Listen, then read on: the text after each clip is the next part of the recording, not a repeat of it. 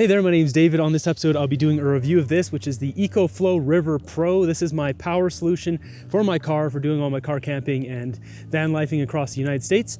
Now, first off, I want to be completely transparent. I did a ton of research, about 12 hours into all the different power solutions, and this one was the best. It always had the best reviews. It has the fastest charge time. It's just the best product on the market. For that reason, I reached out to Ecoflow and they gave me a slight discount on my unit. I just want to be completely transparent about that because I find YouTubers are less than transparent sometimes. So I did get a slight discount on this. They didn't give it to me for free. I still paid for most of it. Now let's move on with the review itself. So I've been using this now for the past almost 2 months every day, and this thing's fantastic. First off, you have the unit itself, and you can buy an expansion unit which looks the same, just doesn't have all the buttons on it, which doubles the power.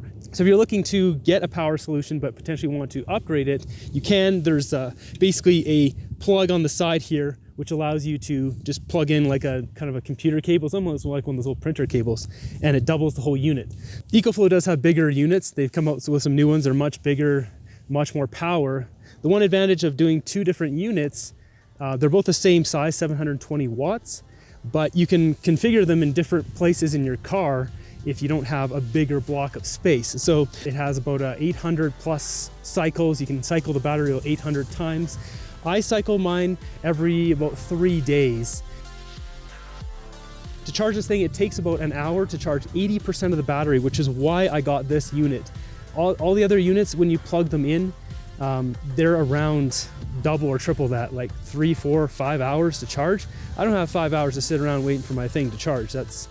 Yeah, for me, that's everything, the charge speed. So 80% in 1 hour, it's about an hour and a half to do the whole battery. I find if I need power, I need to get going, I just let it charge for 30, 40 minutes. I get kind of 3/4 of my battery, and then I get driving, and then that charges up the rest of it or most of it. So it works out pretty well. I don't spend a lot of time sitting around, and the time that I am sitting around, I just work in with my stretching routine, or I get some work done, or I eat or whatever. So the charge times has been really fantastic with this thing. So let's go over some of the features of this now. Okay, so on the front of this, you'll have, first off, this thing, which I haven't used, is the DC. This is if you're gonna be using plugging in a fridge or something. As you can see right now, I'm at 48% power, and there's currently no draw on it. You'll see in the bottom here, it'll show how many watts it's pulling at that time, and it'll give you a rough estimate of how many hours left you have before it's out of power.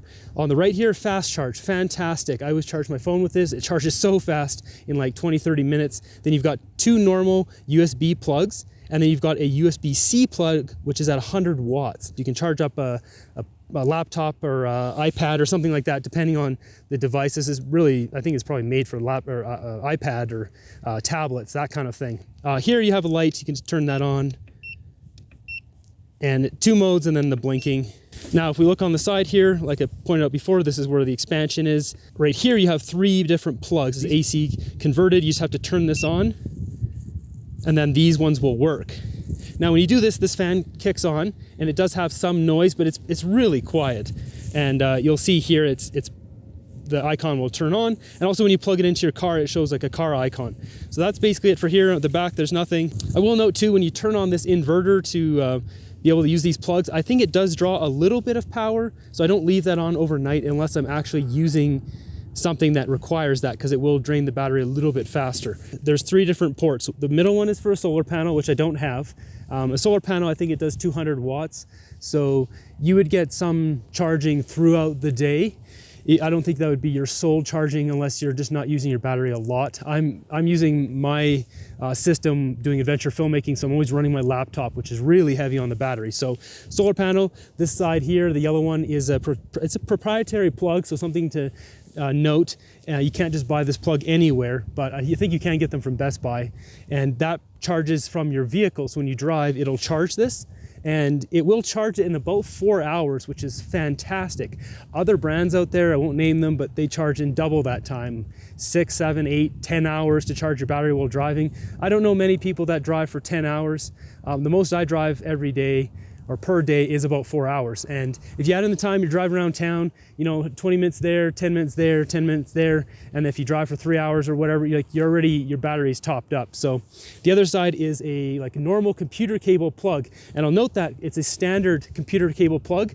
because I forgot to bring mine and I ended up just going to a thrift store and they had tons of them and I got one there for free. So that just plugs in there. This allows you to plug it into a normal 120 volt or 120 watt normal wall socket. And depending on the speed of that plug will charge the speed of this. So now let's get to the charging speeds of this. So when you plug it in with this into a normal wall socket, which is quite available.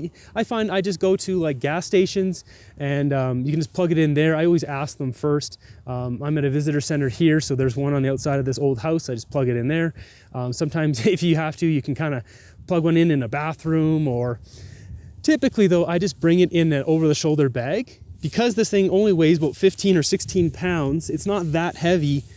You can put an over-shoulder bag, it's not that big, and you can bring it into the library and plug it in. I've done it discreetly a couple times. Sometimes not so discreetly, I just plug it in and see what happens. No one's ever complained or whatever.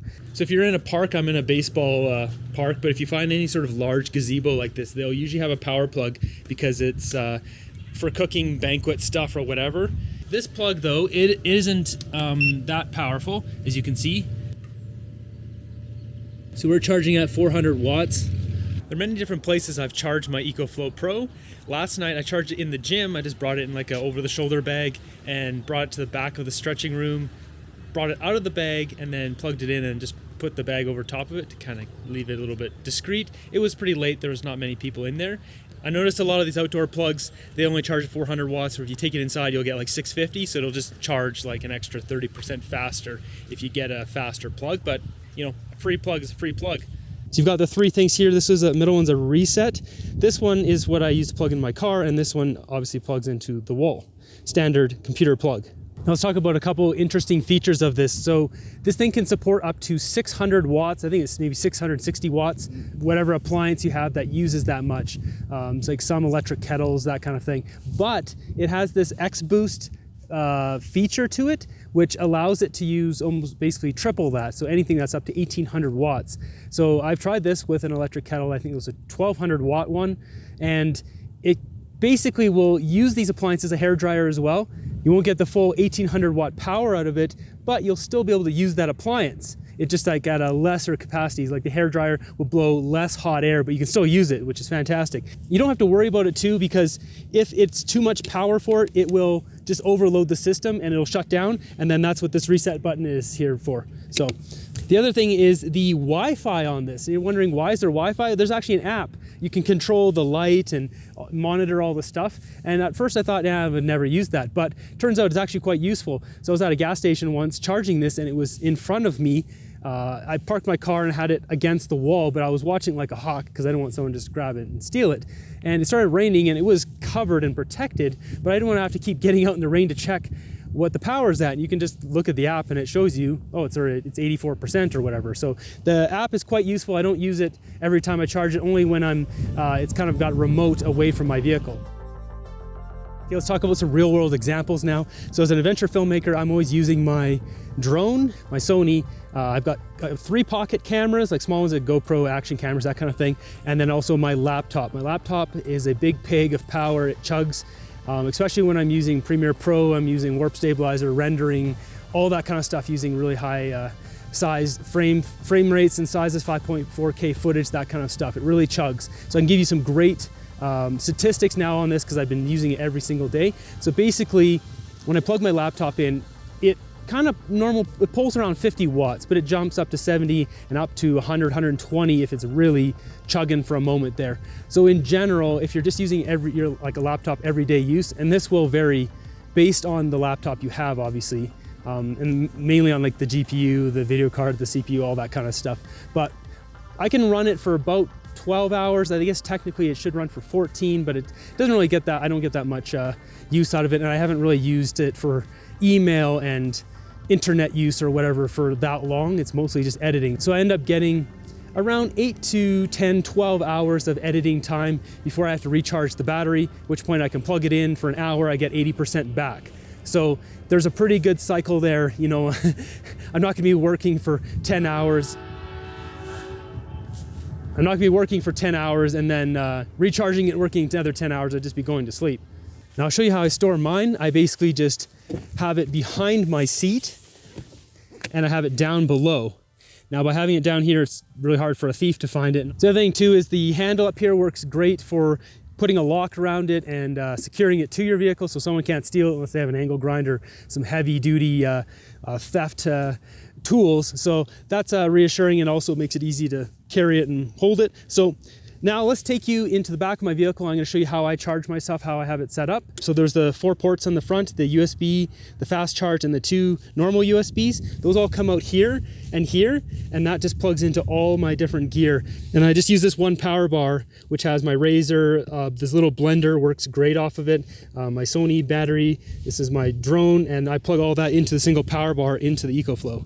I'll just state to be clear, the Ecoflow does not recommend doing that. I'm sure they probably don't recommend doing that, but that's how I have it set up. It's worked fine for me. It's just more convenient, and then I can have it hidden and have my power bar up there. I can also turn off the power bar and have 2 other things plugged in underneath. So if I don't want the stuff in the power bar to be drawing power and just use the other stuff, then I have that option as well. So as for Ecoflow products, this one was best for me, 720 watt hours. Like I said, if you buy the expansion, that's like 1440.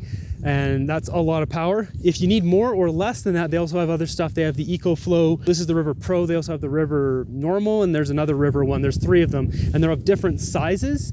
And then there's also the Delta and another one. So basically, once you get Delta and the other ones, they become these big, really big units that have a ton of power. If you're doing like a big Sprinter van and you want to have a big power system in the back, that's more of the option you'd want. I like this because I can take this into the library and discreetly charge it. So, and at some point here, I'm going to buy another one, but not this, the expansion unit.